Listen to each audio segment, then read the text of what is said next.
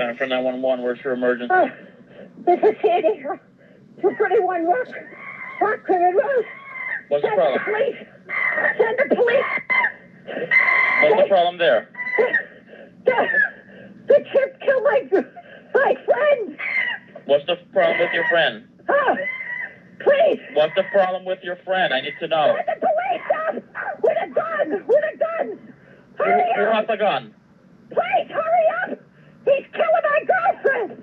What is the problem?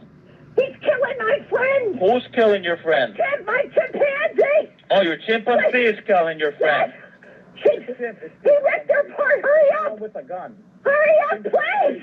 There's someone on the way. Hey guys, welcome to Stamford, Connecticut. I am here checking out one of the more horrific animal attack cases that I think I've come across. The chimpanzee named Travis, who ultimately mauled a woman nearly to death. It's a crazy case, but I'm gonna walk down the road, show you guys the house where that happened at. So let's get into the story. All right guys, so this story starts with, again, Travis the chimpanzee. Now Travis lived with the Harolds. Now unfortunately the husband passed away, and so Sandra Harold ended up raising Travis kind of like her own son. She treated Travis just like she would her own child. I mean, she pampered Travis, she, you know, gave him treats, she let him sleep in her bed. I heard that she even like bathed with him. Travis even dressed up in clothes and did chores. He used a computer. So obviously he was a pretty smart chimp, but again, he was still a chimp. He was still an animal. Now Travis had many different incidences. Starting with October of 2003, Travis began having fits of erratic behavior. He escaped from their car and ran loose in town.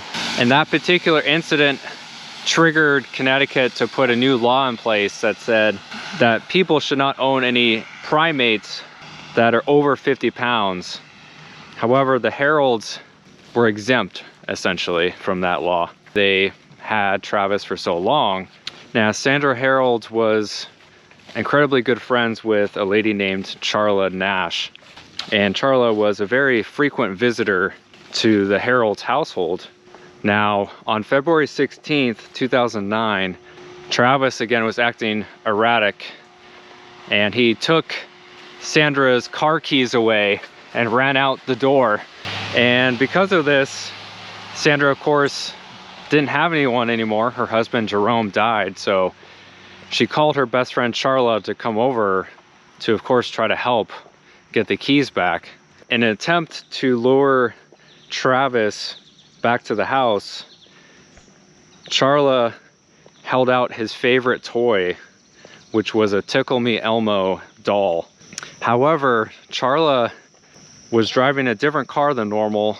She also changed her hair, like her hairstyle, I believe, and so that, I think, angered Travis, or confused him at the very least. So Travis ended up attacking Charla.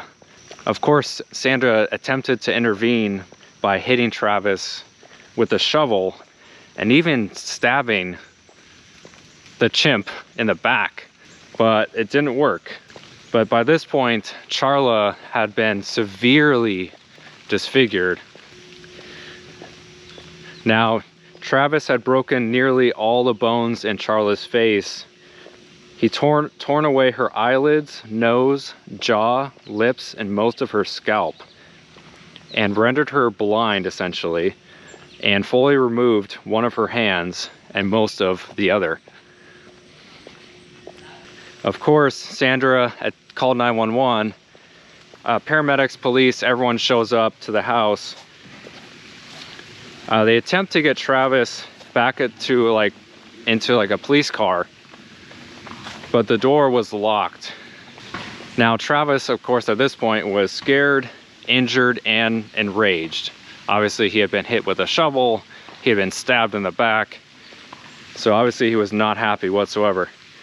Now, one of the officers that showed up at the scene opened fire and shot Travis multiple times. Travis went back to his cage in the house and ended up dying from the multiple gunshots. Now, we are now at the house. This is where Sandra Harold lived with Travis the chimp, and this is where Travis attacked Charla. Obviously, it's no trespassing. I'm not going to go past this point, but this is 241 Rock Rimmon Road. This is where it all went down. Again, one of the most horrific, bloody scenes I think you could ever imagine.